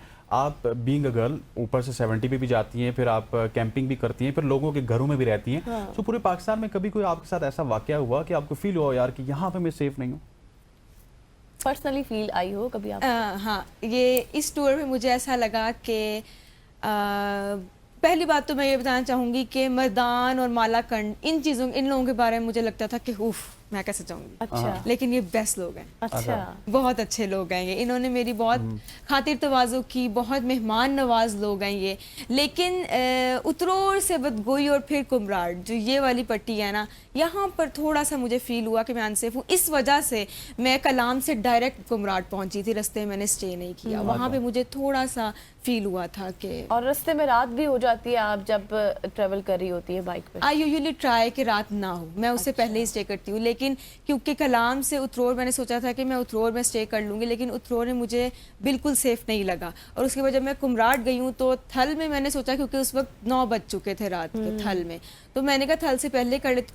तब भी कोई औरत मुझे नज़र नहीं आई, कोई फैमिली नज़र नहीं आई, तो इसलिए मैंने कहा I better move rather than stay in unsafe. और ये बताइएगा कि कुमराट में आपने जो स्टे किया, कुमराट को थोड़ा सा एक्सप्लेन कीजिएगा, और साथ ये बताइए कि जहाज बांडा भी करीब ही था, तो वहाँ पे क्यों नहीं गई आप? मैं गई जहाज। अच्छा, जहाज बांडा भी गई? हाँ। अच्छा, जहाज बांडा का जिक्र नहीं आ रहा था आपकी पूरी कन्वर्सेशन में? क्योंकि मेन जो मैंने किया ना वो उतरोर और वो था, और मैं I can't get over it अभी भी, क्योंकि वो इतनी थकाने वाली चीज़ थी कि मेरी अभी भी बॉडी थोड़ी सी पेन कर रही है। और ऊपर से मैं डायरेक्ट अयून से, मतलब कलाश से इस्लामाबाद आई हूँ, तो वो मैं इतनी थकी हुई हूँ कि बस मेरे दिमाग में उतरोर चल रहा है, निकल नहीं रहा। अच्छा, अब नेक्स्ट टूर कौन सा है आपका बरीरा? कहाँ सोच रही? मैंने 2-3 मॉर्निंग शोज पे बोला है कि मैंने सिंध जाना है। अच्छा। सिंध क्योंकि कहते हैं बहुत अनसेफ है, तो उसकी मैं कुछ थोड़ा सा वो भी ले रही हूँ प्रिकॉशंस, सिक्योरिटी वहाँ की टूरिज्म डिपार्टमेंट को भी ले रही हूँ ऑन बोर्ड। और इस सर्दियों में इंशाल्लाह मैंने सिंध जाना। और सिंध जाके एक्सप्लोर क्या करेंगे? इंटीरियर सिंध। अच्छा। मुझे मतलब आई हैव नॉट सीन अभी तक उसको, लेकिन जितना मैंने उसके बारे में सुना है, मेरे जितने भी सिंधी दोस्त हैं और वो इंटीरियर सिंध के बारे में जो बातें करते हैं, गोरख गोरख हिल्स के बारे में सॉरी जो बात होती है वो मुझे बहुत शौक है। टूरिज्म डिपार्टमेंट आप जहाँ भी जाती हैं आप राबते होते हैं आपकी और मुकम्मल सपोर्ट होती है आपको उनकी? ज़रूरत नहीं पड़ी, मुझे पसंद नहीं है प्रोटोकॉल्स और मैं किसी को बता के जाऊँ, मैं इसी तरह पसंद करती हूँ कि निकल जाओ और एक्सप्लोर करो। लेकिन चित्राल में डीजी चित्राल ने मुझे कॉल की थी और वो स्पेशली कैलाश मुझसे मिलने आए थे। अच्छा। और उसके बाद मुझे कुछ इन्फेक्शन हो गया था कैलाश में, उन्होंने मुझे कहा आप चित्राल नहीं आई, मैंने कहा मुझे इन्फेक्शन है, उन्होंने मुझे अपनी गाड़ी पे सारा चित्राल फिराया। अच्छा। So he was very kind with this. और इसी तरह के वाकयात आपको पाकिस्तान के दीगर एरियाज में भी मिलते हैं कि कहीं ना कहीं अगर अथॉरिटीज़ को पता चल जाए कि एक इस तरह की खातून आई है जो कि 70 पे आई, लाहौर से आई, सोलो ट्रैवलर है, तो वो आपको इस तरह का अकोमोडेट करते हैं जिस तरह डीसी साहब ने किया? नहीं, डीजी साहब चित्राल में ही उन्होंने सबसे पहले मेरे साथ यही हुआ है, उससे पहले कभी भी इस तरह से मेरे साथ वाकया नहीं हुआ। सही। डीजी चित्राल ही थे। चलें जी, थैंक यू बढ़िया। So much Bareera for coming, और जिस तरह से आप अपनी सफ़र के बारे में बता रही थी और बताया से आप एक्सप्लोर करती हैं, सच में बहुत इंस्पायरेशन स्टोरीज हैं आपकी। और मज़ीद अब आप जो सफ़र सिंध का कह रही हैं उस हवाले से जो भी आप सेफ्टी मेजर्स ले रही हैं, और जब आप एक्सप्लोर कर कर आ जाएंगी वापस तो हम फिर आपसे मुलाकात करेंगे सिर्फ की सोच पे। Once again thank you so much. यहाँ पर लेंगे एक ब्रेक और ब्रेक के बाद वापस आएंगे। स्टे विद अस।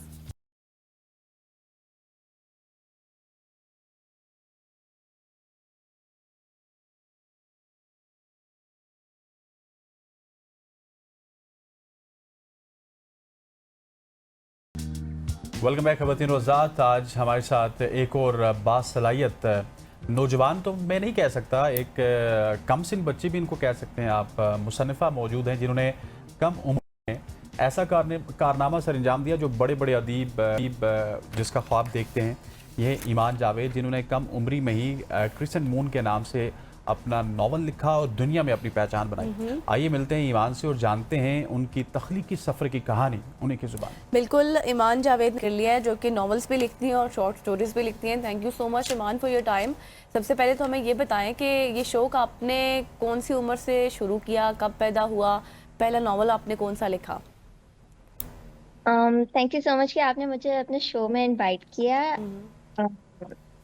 और जहाँ तक क्वेश्चन का है, मुझे शुरू से ही डायरीज, पोइट्रीज और शॉर्ट स्टोरीज लिखने का शौक रहा है।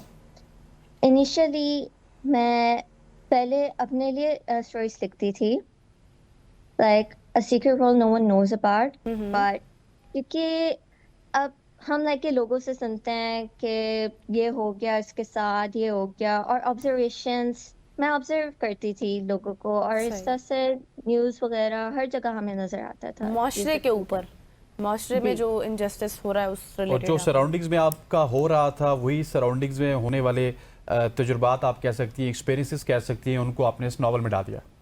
यस। सही। और साथ में मुझे ये बताइएगा कि आपने पहले सवाल के जवाब में बताया था कि आप पढ़ाई भी कर रही हैं, नॉवेल्स भी लिख रही हैं, सो किस तरह से इसके दरमियान तवाज़ुन बरकरार रखती हैं कि पढ़ाई भी आपकी डिस्टर्ब ना हो और नावल भी कमाल से कमाल और इस तरह का कमाल हो कि जिसको हर शख्स डिस्कस करे? बेसिकली अब पढ़ाई को तो टाइम ऑब्वियसली देना होता है ज़्यादा। अब जहाँ तक नावल की बात है, मैं 1 आवर मैक्सिमम देती थी कि मैं 1 आवर में मैं जितना लिख सकती हूँ उतना लिख लूँ, बाकी फिर मैं लाइक कल पे छोड़ देती थी, क्योंकि गैजेट्स मुझे ज़्यादा यूज़ करने की इजाज़त भी नहीं होती थी। और बस फिर मैंने मैनेज कर लिया किसी तरह से, पढ़ाई को भी, स्टडीज़ को भी, और फिर लाइक के फिर नावल राइटिंग को भी। अच्छा ईमान, अभी आप किसी नावल पर वर्क कर रही हैं, कुछ लिख रही हैं अभी? यस, मैं लिख रही हूँ। और क्या लिख रही हैं? इसके सीक्वल पार्ट 2 फुल मून, जो कि अभी लाइक इंशाल्लाह नेक्स्ट ईयर मैं करूँगी पब्लिश। अच्छा, Crescent क्रिसेंट moon मून का के ही बाद part फुल मून आप लिख रही हैं, और फुल मून में किस तरह के तजुर्बात लिख रही हैं? मतलब वहाँ पे क्या कुछ आपने ऑब्जर्वेशन लिखी है? उसमें क्योंकि क्रिसेंट मून में हाफ ट्रुथ का जिक्र है, उसमें लाइक के पूरी सच्चाई के बारे में नहीं बताया कि असल में किस वजह से मार रहे हैं और क्यों मार रहे हैं। तो फुल मून में जो है वो पूरा लाइक के पूरी सच्चाई के बारे में मैं बताऊंगी कि असल में किस वजह से और किन लोगों की वजह से ऐसे ये फिर लोग ना वो क्राफ्ट हो जाते हैं और इस तरह से। सही। तो आप ईमान शॉर्ट स्टोरीज पर भी काम करती हैं, तो अभी शॉर्ट स्टोरीज भी आपकी साथ साथ चलती हैं नॉवल के ही? अभी के लिए तो मैंने थोड़ा सा पॉज दिया हुआ है, लेकिन जब भी मुझे टाइम मिलता है तो मैं फिर लिखती हूँ शॉर्ट स्टोरीज। सही हो गया ईमान, आप इसी तरह से नॉवल लिखती रहिए, शॉर्ट स्टोरीज लिखती रहिए और अपना नाम भी बनाते रहिए। और you are such an inspiration जो कि अपनी जनरेशन के लिए कि लोग ये काम भी कर सकते हैं, क्योंकि हम तो यही देखते हैं कि लोग गैजेट और मोबाइल फ़ोन और इसके इर्द गिर्द घूमते रहते हैं। Thank you so much once again for joining us. ख़वातीन हमारे साथ मौजूद थी। ईमान जावेद एक्सपीरियंसेस हमारे साथ शेयर कर रही थी और बड़ा ज़बरदस्त नावल इन्होंने लिखा। यहाँ पे वक्त हो चाहता है एक शॉर्ट सी कमर्शियल ब्रेक का। ब्रेक लेते वापस आते हैं, स्टे विद अस।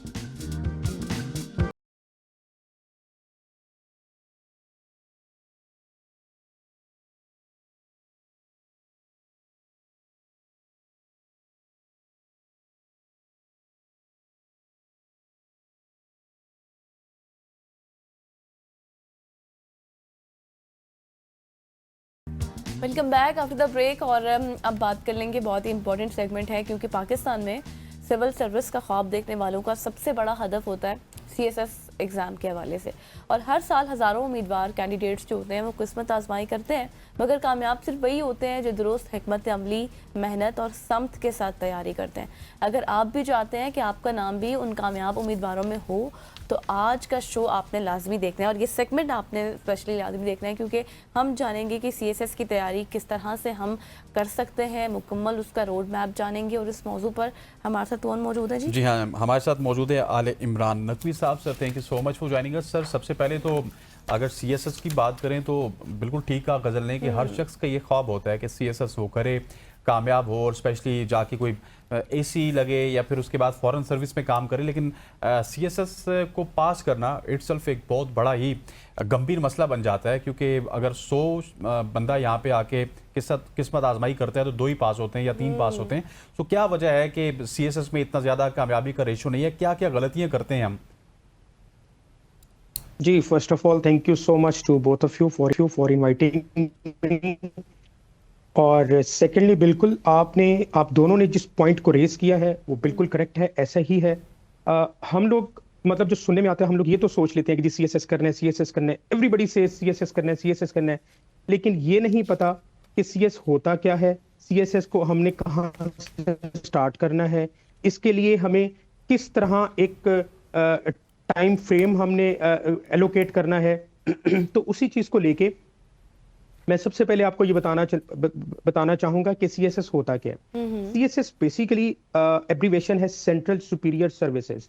ये जो सेंट्रल सुपीरियर सर्विसेज, ये जो ब्यूरोक्रेसी का सिस्टम था, ये हमने इनहेरिट किया है ब्रिटेन से। ब्रिटेन जब रूल कर रहे थे यहाँ पे प्री इंडिपेंडेंस, तब हमने ये सिस्टम उनसे पोस्ट इंडिपेंडेंस में इनहेरिट किया। ये आपको पता है कि there are 3 pillars of the state, एक एग्जेक्टिव है, एक जुडिशरी है और एक लेजिस्लेटिव है।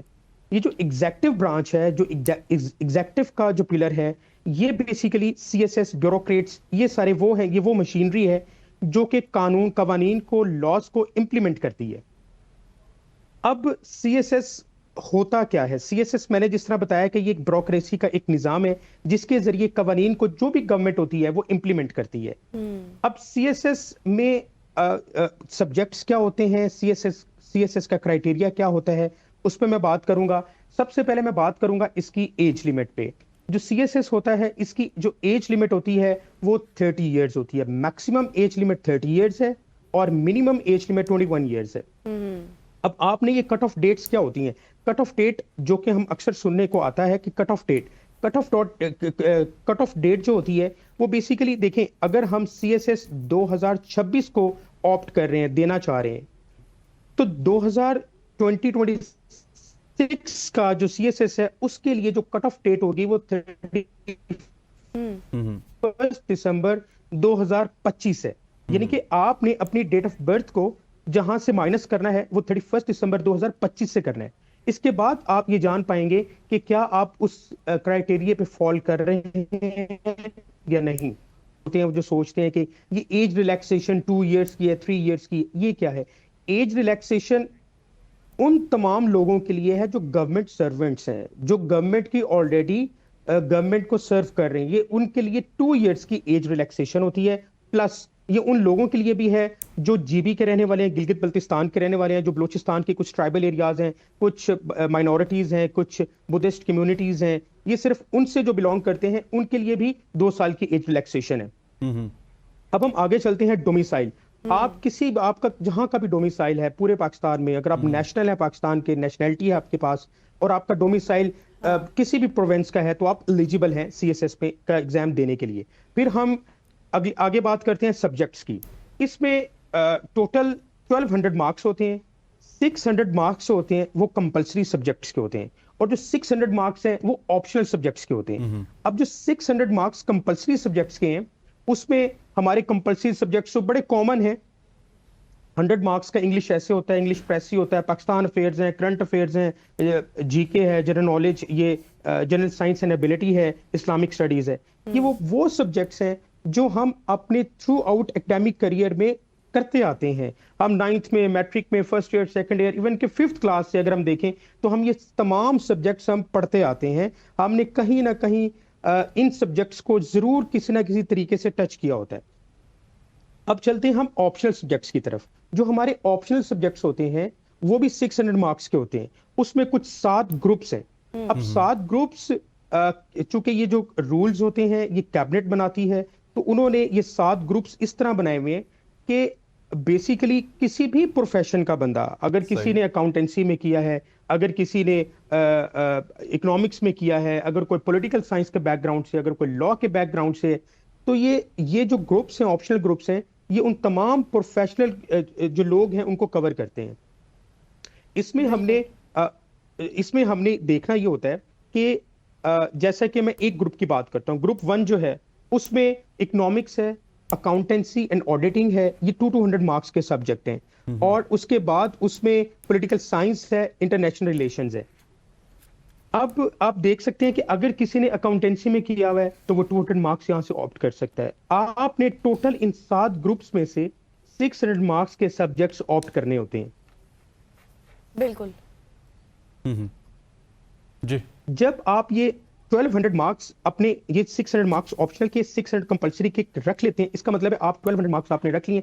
अब आप प्रिपरेशन की तरफ जा सकते हैं। इसके लिए सबसे पहले मैं ये बताऊंगा कि subject selection is very very very important. ये वो चीज है कि जैसे कोई फौजी मैदान में जाता है और अपने हथियार, अपने वेपन्स को सिलेक्ट करके जाता है कि आया कि मुझे तलवार का इस्तेमाल करना है। इमरान साहब, आपने काफ़ी अच्छा इलेबोरेट किया है, लेकिन मुझे ये बताएं कि अब जो सवाल है हमारे पास वो आम लोगों का यही है कि अगर सीएसएस का इम्तिहान देना है तो उसके लिए कौन सी किताबें, कौन से प्लेटफॉर्म्स ऑनलाइन अवेलेबल हैं जहां से अच्छी तैयारी होती है? इस हवाले से भी थोड़ी रोशनी डालिएगा। जी, ये एक कॉमन चीज है जो कि लोग कहते हैं कि इसमें बैकग्राउंड बड़ा मैटर करता है।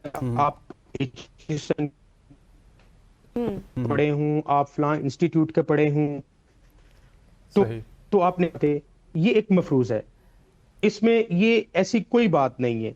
आप का बैकग्राउंड किसी भी चीज से हो, लेकिन जब आप सीएसएस की प्रिपरेशन में बैठते हैं तब आप वही बुक्स, उसी कोर्स वर्क से गुजरते हैं जो तमाम लोग गुजर रहे हैं। हाँ, आपको 1 घंटा ज्यादा पढ़ना पड़ सकता है, किसी दूसरे को 1 घंटा कम पढ़ना पड़ सकता है, लेकिन ऐसा हरगिज नहीं है कि आप उनके मुकाबले पे नहीं बैठ सकते। इसके लिए आपने एफपीएससी की जो वेबसाइट है, एक तो उसको जरूर विजिट करते रहना है। एफपीएससी की जो वेबसाइट है उस पे तमाम चीजें हमें अवेलेबल है। जब आप वहां पे सीएसएस रूल्स के नाम से एक लिंक है, आप जब उसको ओपन करते हैं, उसमें मैं हर एस्पायरेंट से मेरी ये रिक्वेस्ट है कि आपने एग्जाम में बैठने से पहले आपने एक दफा सीएसएस रूल्स का वो लिंक जरूर ओपन करना है, और हार्डली वो 10 मिनट्स का उसकी रीडिंग है, जस्ट आपने वो जरूर पढ़ने हैं। उसमें जब आप सब्जेक्ट्स देखते हैं तो उसके नीचे उन्होंने सजेस्टेड रीडिंग्स दी होती हैं। आप कोशिश करें कि वो तमाम जो रीडिंग्स उन्होंने सजेस्ट की हुई हैं वो आप ना भी पढ़ सकें तो उनमें से कोई एक आधी किताब आप जरूर पढ़ें। वो कैम्ब्रिज की, ऑक्सफोर्ड की, फॉरेन ऑथर्स की बुक्स हैं। अपार्ट फ्रॉम दिस, आप जो आपको अवेलेबल बुक्स हैं, जो आप समझते हैं कि आप मार्केट में अगर देखते हैं कोई आपको ऐसी बुक उससे रिलेटेड मिलती है, क्योंकि उस सिलेबस में आपको पिन पॉइंट करके एक एक चीज आपको बता दी गई है कि इस हम फील्ड को, एरिया को हम टच करेंगे। तो आपने उससे रिलेटेड, इंटरनेट का आजकल दौर है, आप वहां से हेल्प आउट ले सकते हैं, आपके पास सजेस्टेड रीडिंग्स हैं, आप वहां से हेल्प आउट ले सकते हैं। बिल्कुल। आपने अपने अपने नोट्स बनाने हैं। आपने उन बुक्स पे, बुक्स तो ठीक है, एक रीडिंग है, एक बुक का एक पैराग्राफ है, वो बहुत एक कोई भी टॉपिक है, उस पे तो 1-2 पेज लिखे हुए, लेकिन एग्जाम में तो आपने 1-2 पेज नहीं लिखने। बिल्कुल ऐसे ही। एग्जाम में अच्छा, तो आपके पास आली इमरान साहब, लिमिटेड मुझे ये टाइम भी है। बताइएगा, क्योंकि हमारे पास वक्त शॉर्ट होता है, हम चाहते हैं कि तमाम तर सवालों के आप जवाब दे जाएं। सो ये बहुत सारे जो एस्पायरेंट्स हैं, जो उम्मीदवार हैं, वो नाकाम हो जाते हैं, कामयाब नहीं होते। वो क्या गलतियां करते हैं जिसकी वजह से वो CSS में नाकाम होते हैं? सबसे पहली गलती वो करते हैं कि वो अपने नोट्स नहीं बनाते। अच्छा। वो समझते हैं कि अगर जैसे कि क्वेश्चन है services of Sir Syed Ahmad Khan, उन्होंने बहुत दफा पढ़ा होता है, वो समझते हैं ठीक है जी ये वही services of Sir Syed Ahmad Khan है जो हमने 9th मैट्रिक 10th में पढ़ा है, हम वहीं पे वही चीज लिख देंगे। ऐसा हरगिज नहीं है। CSS के एग्जाम जब देते हैं, आप पेपर दे रहे होते हैं, आपकी क्रिटिकल एनालिसिस होना चाहिए, आपकी क्रिटिकल थिंकिंग होनी चाहिए, आपको चीज के प्रॉज एंड कॉन्स पता हो, आपको उसको करंट सिनेरियो में आपको उसकी इंप्लीमेंटेशन पता हो, क्योंकि एग्जामिनर जो है वो आपसे क्वेश्चन सीधा सीधा नहीं पूछता, वो आपकी क्रिटिकल एनालिसिस को देखता है। हमें जो भी क्वेश्चन तैयार करना है, उसके प्रॉस, उसके कॉन्स, इन दोनों चीजों को हमने रख के तैयार करना है, क्योंकि यही चीज है जो हमने पेपर में ऑप्ट करनी है। सेकंड चीज, इनकंसिस्टेंसी। आप जब कंसिस्टेंसी नहीं अडॉप्ट करते हैं अपनी प्रिपरेशन में, तो फेलियर आपका मुकद्दर बनती है। थर्ड चीज, हार्ड वर्किंग ना होना। इंटरेस्ट और शौक तो हम बहुत देखते हैं, हम जी सोसाइटी में सोशल चीजों को देख के हमारे अंदर शौक पैदा हो जाता है जी, AC, ASPs, पुलिस वाले, लेकिन जब पढ़ने बैठते हैं तो हमारे अंदर हार्ड वर्क नाम की कोई चीज नहीं होती। आपने एक गोल अपना सेट करना है, और उस गोल सेट करते हुए आपने, सपोज आपने सेट किया कि मैंने आज एक चैप्टर कंप्लीट करना है, अब वो चैप्टर आपका 2 घंटे ले, 3 घंटे ले, 8 घंटे ले, आपने उसको करके ही चेयर से उठना है। तो ये वो चीजें हैं जिनकी बेस पे अगर आप इनको अडॉप्ट करेंगे तो कभी भी फेलियर आपका मुकद्दर नहीं बनेगी। सही। अच्छा, अब इमरान साहब मुझे ये भी बता दें आखिर में कि अब देखा है हमने अक्सर के बच्चों की बहुत मेंटल कंडीशन ख़राब हो जाती है, बहुत वो स्ट्रेस लेते हैं इस वजह से कि सिलेबस इतना ज़्यादा है, उसको किस तरह से कवर किया जाए, इस हवाले से भी कोई टिप्स हैं? जी बिल्कुल। सर विंस्टन चर्चिल का एक कोट है कि success is not final, failure is not fatal, it is the challenge to continue, it is the courage that counts. Basically हम एक चीज को जब अपनी मंजिल को बना लेते हैं, एक्सपेक्टेशन हमारी इतनी हाई हम रख लेते हैं, तो तब क्या होता है कि जब वो एक्सपेक्टेशंस हमारी पूरी नहीं उतरती, जब हम उस पर पूरा नहीं उतरते, तो हम समझते हैं कि this is the end of life, but this is not the end of life. ऐसा नहीं करना चाहिए। हमारी एक्सपेक्टेशन देखें, हर इंसान किसी एक फील्ड के लिए, एक चीज के लिए नहीं बना होता। अल्लाह ताला ने हर इंसान को एक खास मकसद के लिए चुना होता है। जिस तरह हमारे holy prophet peace be upon him को अल्लाह ताला ने चुना था तबलीग के लिए, इसी तरह हर इंसान को अल्लाह ताला ने एक खास मकसद के लिए चुना होता है। अगर आप नहीं एलोकेट हो पाते, अगर आप CSS नहीं कर पाते, तो इट डजंट मीन कि this is end of life. आपको जरूर अल्लाह ताला ने किसी इससे भी अच्छे ओहदे के लिए, अच्छी चीज के लिए चुना होगा। आप हमारे सामने है, there are lot of examples जिन्होंने CSS क्वालिफाई नहीं किया होता, लेकिन वो पाकिस्तान के दूसरे जो शोबाजात होते हैं उनमें बहुत अच्छा परफॉर्म कर रहे होते हैं। तो इसलिए हमें इस चीज को अपने माइंड में रखना चाहिए कि कभी भी हिम्मत नहीं हारनी चाहिए। अगर आप एक नहीं कर पाती हैं चीज, तो आप अपनी दूसरी चीज पे फोकस कर लें, बिकॉज जो हार्ड वर्क होती है that always page, hard work always page. बिल्कुल ऐसी। अच्छा, गजल ने तो कह दिया कि आखिरी सवाल, लेकिन मेरे कुछ सवाल बाकी हैं, क्योंकि बहुत सारे स्टूडेंट्स बाद में मुझे मैसेज करेंगे कि आपने ये सवाल नहीं पूछा, ये सवाल नहीं पूछा। एक बड़ा इंपॉर्टेंट वैलिड पॉइंट था जो कि हम मिस कर गए थे कन्वर्सेशन में। आपने कहा था कि सिलेक्शन ऑफ सब्जेक्ट के हवाले से आपने बात की थी कि सब्जेक्ट किसी भी CSS के एस्पिरेंट के लिए एक हथियार का किरदार अदा करता है। सब्जेक्ट को किस तरह से सिलेक्ट करना चाहिए? देखिए, जहां तक कंपलसरी सब्जेक्ट्स का ताल्लुक है, तो कंपलसरी सब्जेक्ट्स तो हर इंसान ने उसको ऑप्ट करना होता है। कंपलसरी सब्जेक्ट 600 मार्क्स के होते हैं, और वो मैं जैसे आपको पहले भी बता चुका हूं कि हम अपने इल्मी स्ट्रगल के दौरान, अपने इल्मी करियर के दौरान हम जरूर उन चीज़ों से गुजरते हैं, और वो कॉमन चीज़ें हैं। लेकिन as far as optional subjects are concerned, उसमें हमें बहुत केयरफुल रहना चाहिए। अब एक शख्स है, उसका कोई बैकग्राउंड नहीं है, उसने कभी अकाउंटेंसी और ऑडिटिंग पढ़ी नहीं है और वो उसको ऑप्ट कर लेता है, तो वो अपने ऊपर जुल्म कर रहा है। वो सिर्फ इस सोच से ऑप्ट कर रहा है, वो लोगों की बातों से, जो मार्केट में बातें चल रही होती हैं कि ये सब्जेक्ट रखेंगे तो बड़ा स्कोरिंग है, बड़ा इसमें बड़े स्कोर आएगा, ये हाई स्कोरिंग है। ऐसा नहीं है। ये अगर इन चीजों को लेके आप सब्जेक्ट को ऑप्ट करते हैं तो आप गलती कर रहे हैं। आपने सब्जेक्ट्स को सामने रखना है, आपने पास्ट पेपर्स को सामने रखना है, पिछले 2-3 साल के पास्ट पेपर्स के प्रिंट लें, उनको स्टेपल करें, उनको सामने रखें। जो जो सब्जेक्ट्स आपको इंटरेस्टिंग लगता है, जो समझते हैं कि आपको इसमें ज्योग्राफी है, पॉलिटिकल साइंस है, आपको पता है यार पॉलिटिक्स में मेरा बहुत इंटरेस्ट है, तो आपने पॉलिटिकल साइंस के, फॉर इंस्टेंस पॉलिटिकल साइंस के पास्ट पेपर्स को सामने रखना है और उसका कोर्स वर्क जो है उसको सामने रखना है। उसमें अपने पास्ट पेपर्स को पढ़ना है। अगर आपको लगता है कि ये जो क्वेश्चंस मैं पढ़ रहा हूं ये मुझे कुछ समझ में आ रहे हैं और अगर मैं बगैर तैयारी के कुछ ना कुछ इन पे कोई 5% 10% लिख सकता हूं, तो इसका मतलब है मुझे ये सब्जेक्ट ऑप्ट कर लेना चाहिए। पंजाबी एक सब्जेक्ट है, मार्केट में ऐसी बातें हैं कि फ्लोट करती है ना ये चीजें कि जो फलां सब्जेक्ट है, एग्जामिनर जो है उसमें बड़े मार्क्स वो दे रहा है और वो बहुत स्कोरिंग है। तो अब किसी शख्स को पंजाबी लिखनी ही नहीं आती, उसको जो हमारे जितना सूफीइज्म का उसको पता ही नहीं है, और वो सिर्फ इस नीयत से पंजाबी रख लेता है कि ठीक है जी मेरे 100 में से 82 आ जाएंगे, 85 आ जाएंगे, तो ये जुल्म है। उसको पंजाबी कभी भी नहीं रखनी चाहिए। वो देखे कि क्या मैं लिख सकता हूँ, क्या मैं इसको कर सकता हूँ, क्योंकि जब आप तैयारी करने बैठेंगे तो ये चीज जो है आपको बहुत ज्यादा डिस्टर्ब करेगी। तो इस पे आपका बहुत ज्यादा टाइम कंज्यूम होगा और वो सब्जेक्ट्स रखें जिन पे आपका टाइम भी कम कंज्यूम हो और आपको उसका कुछ ना कुछ नॉलेज कभी भी आपने लिया हुआ हो। सही। अच्छा इमरान साहब, चूंकि अब बातों से बातें निकल रही हैं तो हमने सोचा कि इस सेगमेंट को हम मज़ीद ड्रैग ही कर लें। तो मुझे ये बताएं कि अक्सर हमने देखा है कि जब हम पहले भी बात कर रहे थे कि बहुत से कैंडिडेट्स इस हवाले से स्ट्रेस ले लेते हैं कि बहुत ज़्यादा सिलेबस है, हम कवर नहीं कर सकते, तैयारी नहीं होगी, किस तरह से इसको काउंटर करें। लेकिन अगर कैंडिडेट इस सारी सूरत हाल से गुजरने के बाद पढ़ता भी है, सब कुछ करता है और वो पहले इम्तिहान में फ़ेल हो जाता है, तो फिर नेक्स्ट किस तरह से उसको होप क्रिएट करनी चाहिए, किस तरह से अगले प्रोग्राम के लिए तैयारी करनी चाहिए, नेक्स्ट एग्जाम के लिए?